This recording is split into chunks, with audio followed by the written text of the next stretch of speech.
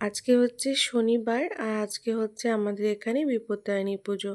সকালবেলা অনেক ভোর উঠেছি, উঠে সমস্ত কাজ কমপ্লিট করে শাড়ি টাড়ি পরে রেডি হয়ে গেছি। এখন যাব হচ্ছে রান্নাঘরে, কিছু প্রসাদ বানাবো, তারপর মন্দিরে যাব।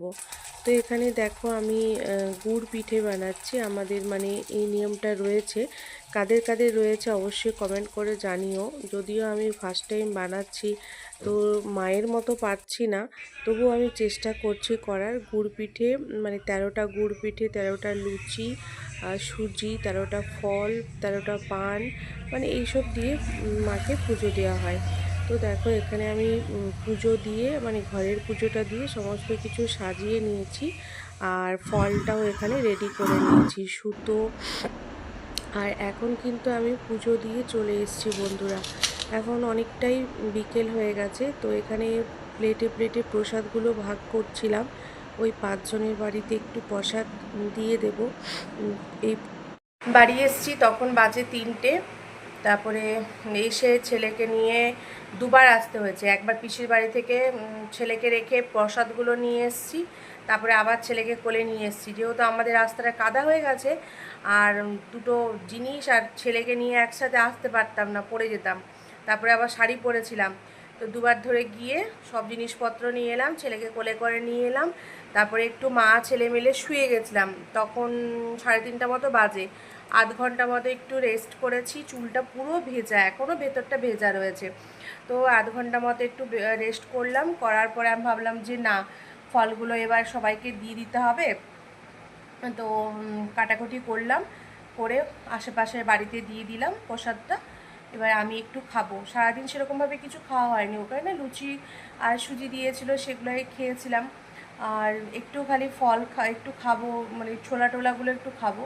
আর তারপরে এখন আর শরীর ভালো লাগছে না, একবার রাত্রিবেলা করে পরোটা বানাবো, পরোটা আর সিমাই বানাবো, সেটাই খাবো। আজকে সোনাইয়ের বাবা রান্না করেছিল আলু সিদ্ধ, ডাল আর ভাত, ওই দিয়ে বাবা ছেলেতে খেয়েছে। আর আমি তো ভাত খাবো না আজকে। তো এই আর কি। তো চলো ফল টলগুলো বেশ ভালো করে গুছিয়ে রাখি, তারপরে আবার পরে আসছি। এখন সবাইকে ফল টল দিয়ে আসলাম, আমি একটু ফল খাওয়ার পর রেস্ট করছিলাম, 10 মিনিট মতো বসে ফোন ঘাঁটছিলাম। আর তারপরে মনে পড়লো যে আমার ঘরের অবস্থাটা কিন্তু এই রকম হয়ে আছে। তো কালকে আজকে যেহেতু আমি অফ নিয়েছি, তো কালকে আমাকে যেতেই হবে। কালকে আমার একটা মিটিংও আছে। তো তাহলে কি করা যায়, এই ঘরটাকে, এই যে জামা কাপড়গুলো আমি ধুয়ে এইভাবে রেখে দিই, আর একদিন এগুলো সব আমি আয়রন করে নিই, তারপরে ওই বলটার মধ্যে রেখে দেওয়া হয়। এবার ওখান থেকেই বের করে করে আমি কিন্তু পরে প্রতিদিন অফিস যাই। তো চলো তাহলে বেশি দেরি না করে এখানে বাগানটাতেও শোনাই এই রকম জিনিসপত্রগুলো সব করে দিয়েছে।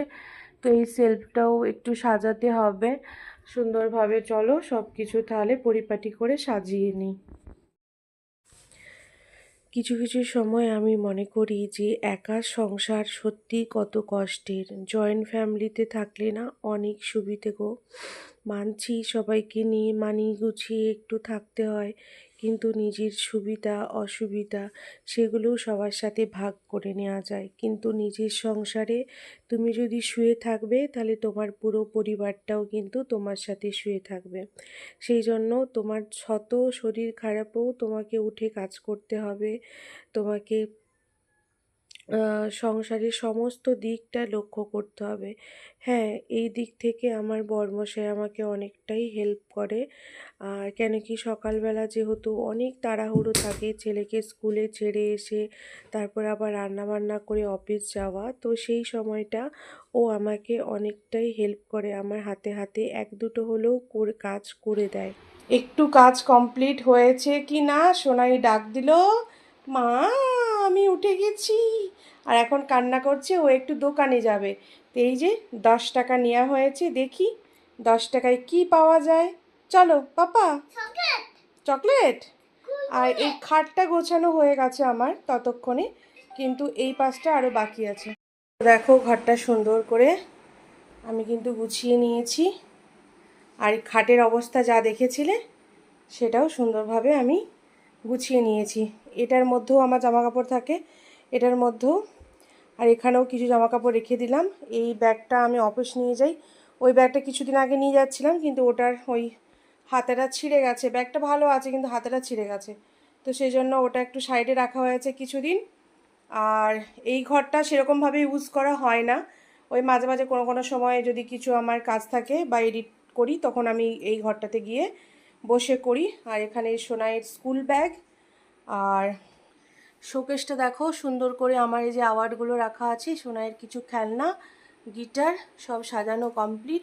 এখানে করে সোনাইয়ের ওই সোনাইয়ের বাবার ডায়েরি, আমার ডায়েরি, আর সোনাইয়ের বাবার ওই হাত ভাঙার ওই সমস্ত রিপোর্ট।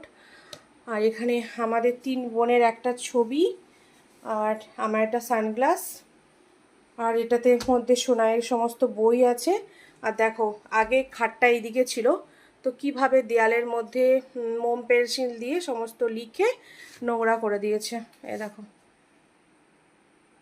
তার সাথে সন্ধেটাও জ্বালিয়ে দিলাম, সন্ধেটাও দিয়ে দিলাম। করতে করতে একটু তো হাঁপিয়ে গেছি, তো হাঁপালে চলবে না, এখনও ওই ঘরটা বাকি আছে, যেহেতু দুপুরে শুয়েছিলাম আমি আর ছেলে, তো একটু নোংরা হয়ে গেছে, ওইটা একটু বিছনাটা ঝেড়ে দিতে হবে। প্রায় রাত্রেবেলা ঝাড়লেও ওটা চলবে, তবে আমাকে বারান্দাটা ঝাড়তে হবে। তার আগে আমি বাসনগুলো ধুয়ে নেব, ধুয়ে নিয়ে তারপরে আস্তে আস্তে সব কিছু করবো। আজকের মতো ভিডিওটা এখানেই শেষ করলাম। সবাই ভালো থেকো, সুস্থ থেকো, দেখা হচ্ছে নতুন একটি